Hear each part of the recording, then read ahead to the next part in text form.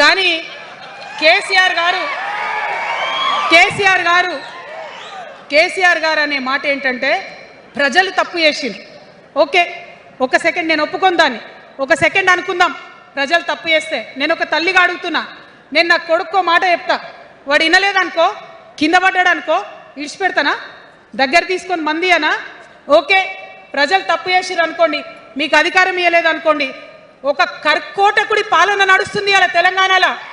ఇబ్బంది పడుతున్నారు ప్రజలు, గోసపడుతున్నారు, ఏడుస్తున్నారు. ఇండ్లు అన్నీ ఉండి ఇండ్లు గూలగొడుతుంటే, అర్ధరాత్రి ఇంటి మీదకి వచ్చి ఇండ్లు గూలగొడుతుంటే ఆదుకోవాల్సిన అమ్మలాంటి మన పాత కేసీఆర్ ఏడి? ఎక్కడున్నాడు? ఇది మనం అడగాల్సింది. అందుకోసమే నేను ఈ నిర్ణయం తీసుకున్నది. నన్ను పార్టీలోంచి బయటకేస్తే నేను వెంటనే పార్టీ పెట్టలే. ఆనాడు కూడా చెప్పిన, నేను ఆలోచన చేస్తున్నా, మారతారేమో అని చూసిన, పదే వేచి చూసిన. ఇవాళ నన్ను పార్టీలోకి వెళ్ళి సస్పెండ్ చేసి 10 నెలలైంది. నాకు నిజంగా మంచిగానే అయింది. ఎందుకు తెలుసా? ఆనాడు ఉద్యమకారులను ఇబ్బంది పెడుతుంటే నేను ఇంకా గట్టిగా మాట్లాడలేదు. ఆనాడు మీకు జరిగింది, ఇవాళ నాకు జరిగింది. కొత్త ఏం లేదు. కేసీఆర్ కోసం, టీఆర్ఎస్ పార్టీ కోసం, ఆనాడు తెలంగాణ ఉద్యమం కోసం ఇండ్లు అమ్ముకొని, భూములు అమ్ముకొని, ప్రతి ఊర్లో టీఆర్ఎస్ కండువా వేసుకొని పోరాటం చేసినటువంటి కార్యకర్తలు ఎక్కడున్నారు ఇవాళ? ఒక్క గుళ్ళ మెంబర్ ఇయర్ రాలేదా? ఒక్క గుడి చైర్మన్ ఇయర్ రాలేదా? తెలంగాణను వ్యతిరేకించి ఉద్యమాన్ని తొక్కిపట్టి మన మీద లాఠీలు పెట్టి కొట్టినటువంటి వాళ్ళకు తీసుకొచ్చి ఎమ్మెల్యే సీట్లు ఇచ్చి వాళ్ళ అనుచరులు వచ్చి మిడతల దండలాగా మన కార్యకర్తల మీద పడితే తల్లి కోడి కాపాడుకున్నట్టు పిల్లల్ని కాపాడుకోవాల్సిన మన కేసీఆర్ ఎడబోయింది. వచ్చిందా ఎవరికన్నా పదవులు? ప్రతి సంవత్సరం రాష్ట్రం మొత్తంలో పోస్టులు నింపితే 6,000 పైచీలకు నామినేటెడ్ పోస్టులు వస్తాయి తెలుసా? అంటే 10 ఏళ్లలో 2 ఏళ్లకోసారి నామినేటెడ్ పోస్టులు వేసిన ఒక 30,000 మందికి దాదాపుగా ఏదో ఒక గౌరవం. ఏం కావాలి మనకు ఉద్యమకారులకు చెప్పండి? ఏం కావాలి? కండువా వేసుకొని పిచ్చోళ్ళ లెక్క తిరిగినందుకు, మన ఇంటోళ్ళని ఇడిచిపెట్టి తిరిగినందుకు ఇంత మర్యాద కావాలి. మా సార్ నన్ను గుర్తుపట్టిండా, మా పార్టీ నన్ను గుర్తుపట్టింది, నాకేదో చిన్న పదవి ఇచ్చిరని చెప్పుకుంటే ఒక మర్యాద ఉంటుంది. వచ్చిందా మనకు ఆ మర్యాద? ఎక్కడన్నా వచ్చిందా? ఆనాడు అవహేళన చేసిర్రు, పార్టీలకు వచ్చి మళ్ళీ అవహేళన చేసిర్రు. అంటే ఎప్పుడైతే అధికారం వచ్చిందో అప్పుడు అమ్మతనం పోయింది, ఎప్పుడైతే అధికారం వచ్చిందో అప్పుడు మమకారం పోయింది. అందుకే అంటున్నా, ఆయన మన కేసీఆర్ కాదు, మారిన కేసీఆర్, మరబొమ్మ లాంటి కేసీఆర్. కాబట్టే ఇవాళ నేను నిలబడి యుద్ధం చేస్తా ఉన్నా. ఈ గడ్డకు ఈ తెలంగాణ రాష్ట్రానికి ప్రాణాలు అడ్డం పెట్టుకొని మన ప్రజలను కాపాడాల్సినటువంటి వ్యక్తులు కావాలి, అటువంటి సైన్యం కావాలి. సైన్యం అయిదామా? సిద్ధంగా ఉన్నారా?